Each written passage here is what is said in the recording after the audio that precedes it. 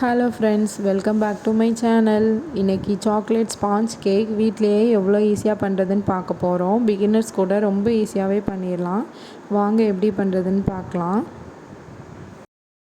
First try ingredients ready பண்ணிக்கலாம். 150 gram அளவு மைதா எடுத்து வச்சுருக்கேன். அது கூடவே 15 கிராம் அளவு கொக்கோ பவுட்ரும் ஆட் பண்ணிக்கோங்க. ரெண்டையுமே எடுத்து சலிச்சு வச்சுக்கிறேன். இப்போ இது கூடவே 1 tablespoon baking powder and 1/2 tablespoon baking soda and 1 pinch salt add பண்ணி அதையும் இது கூட சலித்து எடுத்துக்கிறேன். இது கூடவே பவுடர் சுகர் 150 கிராம் அளவு எடுத்து வச்சுக்கிறேன்.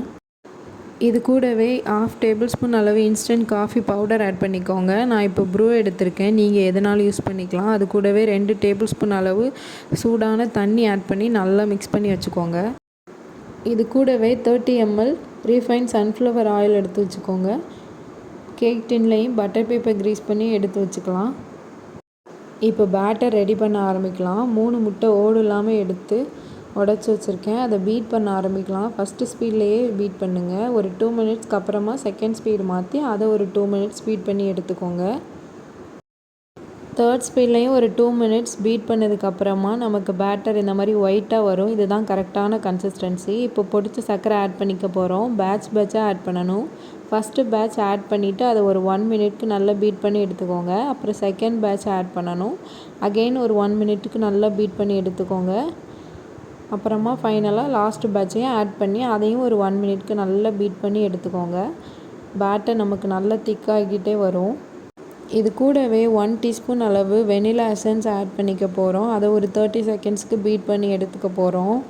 அப்புறம் ஃபைனலாக எடுத்து வச்சுருந்த ஆயில், ரெடி பண்ணி வச்சுருந்த காஃபி மிக்ஸ் அதையும் ஆட் பண்ணிவிட்டு லைட்டாக ஒரு பீட் மட்டும் கொடுத்துக்க போகிறோம். ஓவராக பீட் பண்ணிட்டோம் அப்படின்னா கேக் நமக்கு கிறிஸ்பி ஆகிடும். அதனால் லைட்டாக ஒரு மிக்ஸ் ஆகிற அளவுக்கு மட்டும் ஒரு பீட் பண்ணிவிட்டு ஸ்டாப் பண்ணிக்க போகிறோம். இப்போ அவனை ப்ரீ ஹீட் பண்ணுறதுக்கு 180 டிகிரியில் 2 ராடையும் ஆன் பண்ணிவிட்டு 10 மினிட்ஸ் மட்டும் ஆன் பண்ணி வைக்க போகிறோம்.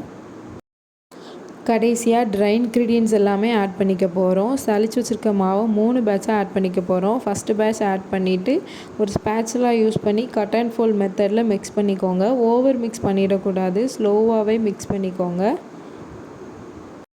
செகண்ட் பேட்ச் ஆட் பண்ணிவிட்டு அதையும் அதே மாதிரி மிக்ஸ் பண்ணி எடுத்துக்க போகிறோம். தேர்ட் பேட்ச் ஆட் பண்ணி அதையும் ஸ்லோவாக மிக்ஸ் பண்ணி எடுத்துக்க போகிறோம். ஓவர் மிக்ஸ் பண்ணாமல் ஸ்லோவாக மிக்ஸ் பண்ணால் போதும். ஃபைனலாக காய்ச்சி ஆற வச்சு எடுத்து வச்சுருக்க பால் ஒரு 1/4 கப் அதையும் ஆட் பண்ணிவிட்டு ஸ்லோவாக எல்லாத்தையும் மிக்ஸ் பண்ணி எடுத்துக்க போகிறோம். அவ்வளோதாங்க, சூப்பர் சாஃப்டான சில்கியான பேட்டர் நமக்கு ரெடி ஆகிடுச்சு. இதுதான் கரெக்டான கன்சிஸ்டன்சி. இப்போ அதை டின்னுக்கு மாற்றிட்டு ஜஸ்ட்டு டேப் பண்ணிக்க போகிறோம். ப்ரீ ஹீட் முடிஞ்சு ஓவன் ரெடியாக இருக்குது. ஸோ 30 மினிட்ஸ் டைம் மட்டும் செட் பண்ணிவிட்டு பேட்டரை உள்ளே வைக்க போகிறோம்.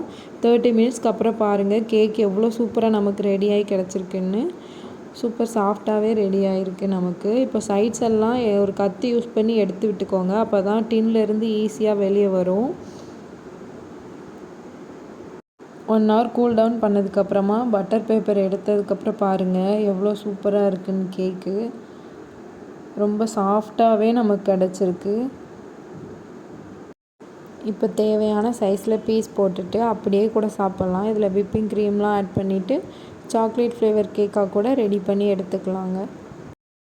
இந்த கேக் நீங்களும் வீட்டில் ட்ரை பண்ணி பார்த்துட்டு எப்படி இருந்ததுன்னு கமெண்ட் பண்ணுங்கள் ஃப்ரெண்ட்ஸ். இதே மாதிரி கேக் வீடியோஸ் பார்க்கணும் அப்படின்னா நம்மளோட சேனலை சப்ஸ்கிரைப் பண்ணிக்கோங்க. இன்னொரு புது ரெசிபியோடு உங்களை மறுபடியும் மீட் பண்ணுறேன். பாய்.